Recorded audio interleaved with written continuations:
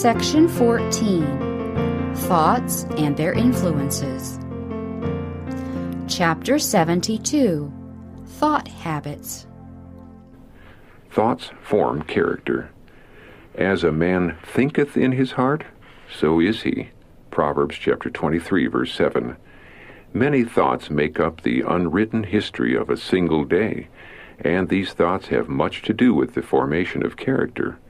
Our thoughts are to be strictly guarded, for one impure thought makes a deep impression on the soul.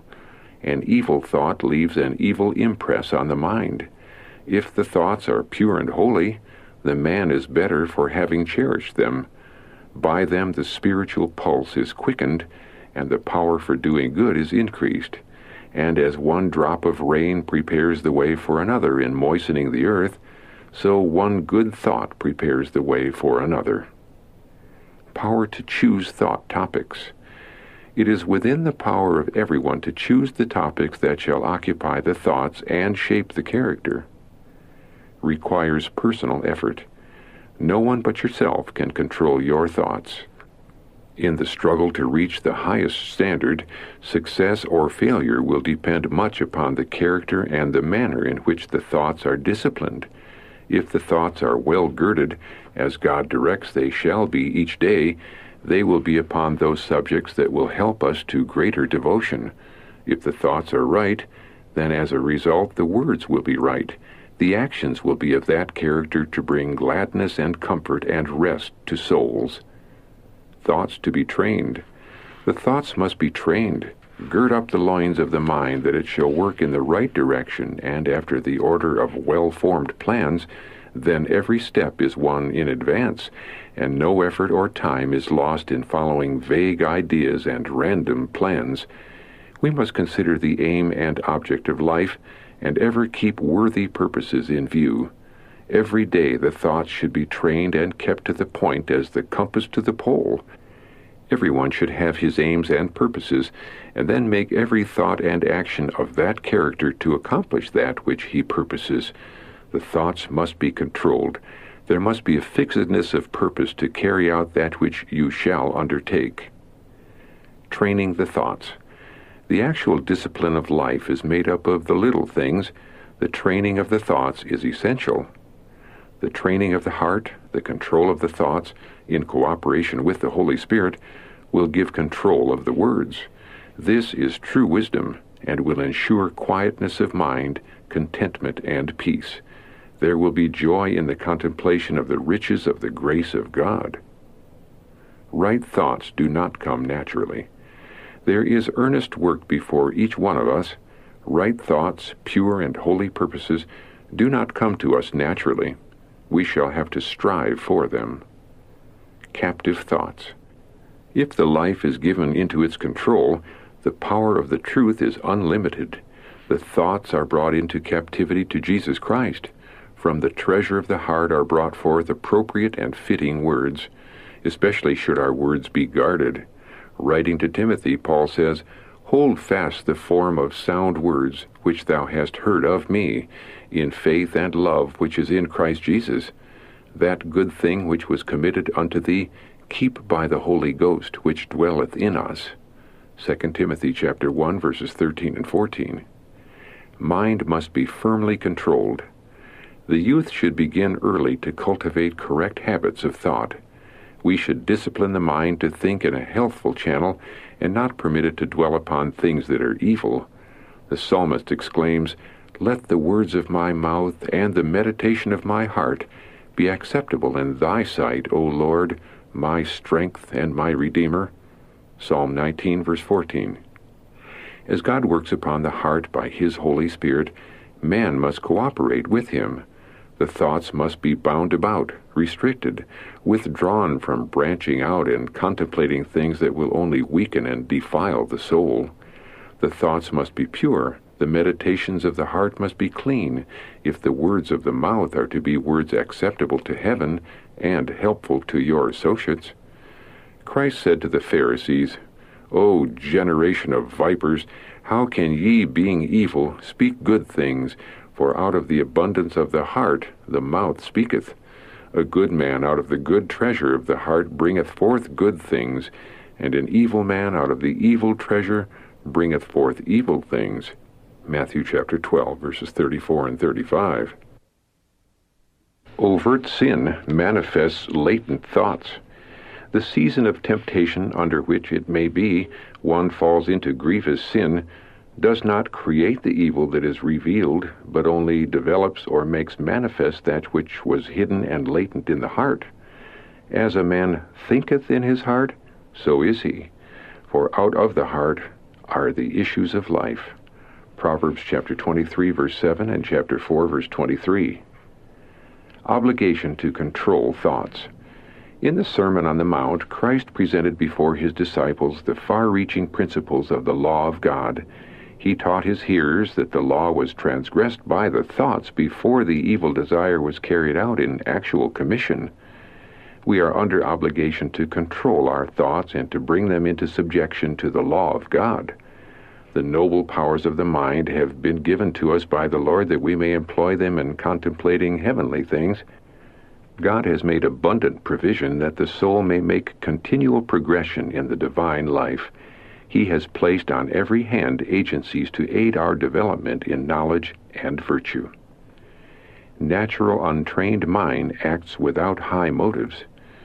The natural selfish mind, if left to follow out its own evil desires, will act without high motives, without reference to the glory of God or the benefit of mankind.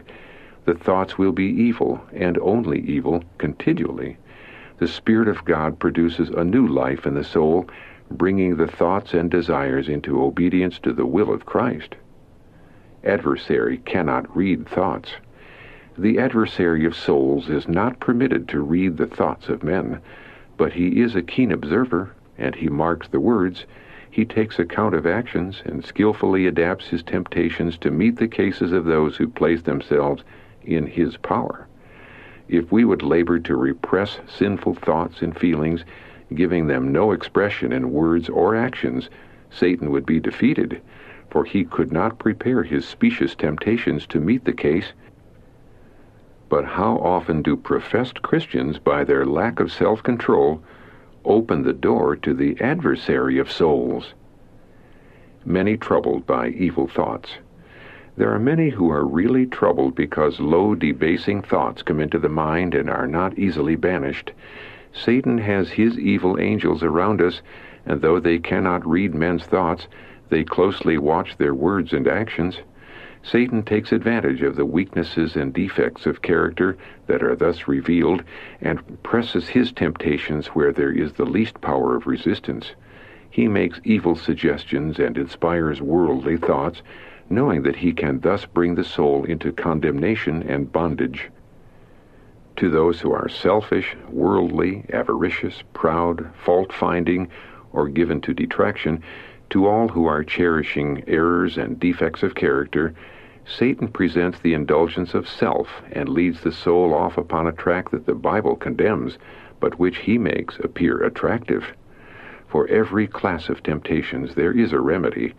We are not left to ourselves to fight the battle against self and our sinful natures in our own finite strength. Jesus is a mighty helper, a never-failing support. The mind must be restrained and not allowed to wander. It should be trained to dwell upon the Scriptures and upon noble, elevating themes. Portions of Scripture, even whole chapters, may be committed to memory, to be repeated when Satan comes in with his temptations. When Satan would lead the mind to dwell upon earthly and sensual things, he is most effectually resisted with, "It is written." The only security is right thinking. We need a constant sense of the ennobling power of pure thoughts and the damaging influence of evil thoughts. Let us place our thoughts upon holy things. Let them be pure and true, for the only security for any soul is right thinking. We are to use every means that God has placed within our reach for the government and cultivation of our thoughts. We are to bring our minds into harmony with His mind. His truth will sanctify us, body and soul and spirit. Dwelling on frivolous things, we should endeavor to have our minds in that condition where we can receive the impressions of the Holy Spirit. But they cannot receive increased light who allow their thoughts to run constantly upon frivolous things. The mind should be stored with heavenly treasure, with food that will enable us to grow spiritually, and thus prepare us for a holy heaven. Provision made to elevate thoughts. God has made every provision whereby our thoughts may become purified, elevated, refined, and ennobled. He has not only promised to cleanse us from all unrighteousness, but He has made an actual provision for the supply of grace that will lift our thoughts toward Him and enable us to appreciate His holiness. We may realize that we are Christ's possession and that we are to manifest His character to the world. Prepared by heavenly grace, we become clothed with the righteousness of Christ in the wedding garment and are fitted to sit down at the marriage supper. We become one with Christ, partakers of the divine nature, purified, refined, elevated, and acknowledged to be the children of God, heirs of God, and joint heirs with Jesus Christ. Keep off Satan's enchanted ground. Counsel to a self-centered family. You should keep off from Satan's enchanted ground and not allow your minds to be swayed from allegiance to God. Through Christ you may and should be happy and should acquire habits of self-control. Even your thoughts must be brought into subjection to the will of God, and your feelings under the control of reason and religion. Your imagination was not given you to be allowed to run riot and have its own way without any effort at restraint or discipline. If the thoughts are wrong, the feelings will be wrong, and the thoughts and feelings combined make up the moral character. When you decide that as Christians you are not required to restrain your thoughts and feelings, you are brought under the influence of evil angels and invite their presence and their control. If you yield to your impressions and allow your thoughts to run in a channel of suspicion, doubt, and repining, you will be among the most unhappy of mortals, and your lives will prove a failure. Counsel to a young woman regarding the dangers of castle building. You should control your thoughts. This will not be an easy task. You cannot accomplish it without close and even severe effort. Yet God requires this of you. It is a duty resting upon every accountable being. You are responsible to God for your thoughts. If you indulge in vain imaginations, permitting your mind to dwell upon impure subjects, you are in a degree as guilty before God as if your thoughts were carried into action. All that prevents the action is the lack of opportunity. Day and night dreaming and castle building are bad and exceedingly dangerous habits. When once established, it is next to impossible to break up such habits and direct the thoughts to pure, holy, elevated themes. You will have to become a faithful sentinel over your eyes, ears, and all your senses if you would control your mind and prevent vain and corrupt thoughts from staining your soul. The power of grace alone can accomplish this most desirable work. You are weak in this direction. Crowd out the evil with good. Parents can choose, if they will, whether or not their children's minds shall be filled with pure and holy thoughts and sentiments, but their tastes must be disciplined and educated with the greatest care. They must commence early to unfold the Scriptures before the expanding minds of their children, that proper habits and tastes may be formed.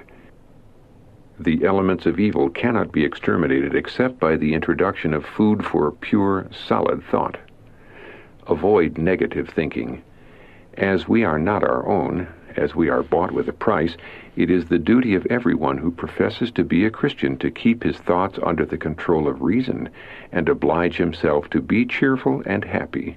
However bitter may be the cause of his grief, he should cultivate a spirit of rest and quietude in God. The restfulness which is in Christ Jesus, the peace of Christ, how precious, how healing its influence, how soothing to the oppressed soul. However dark his prospects, let him cherish a spirit to hope for good. While nothing is gained by despondency, much is lost. While cheerfulness and a calm resignation at peace will make others happy and healthy, it will be of the greatest benefit to oneself.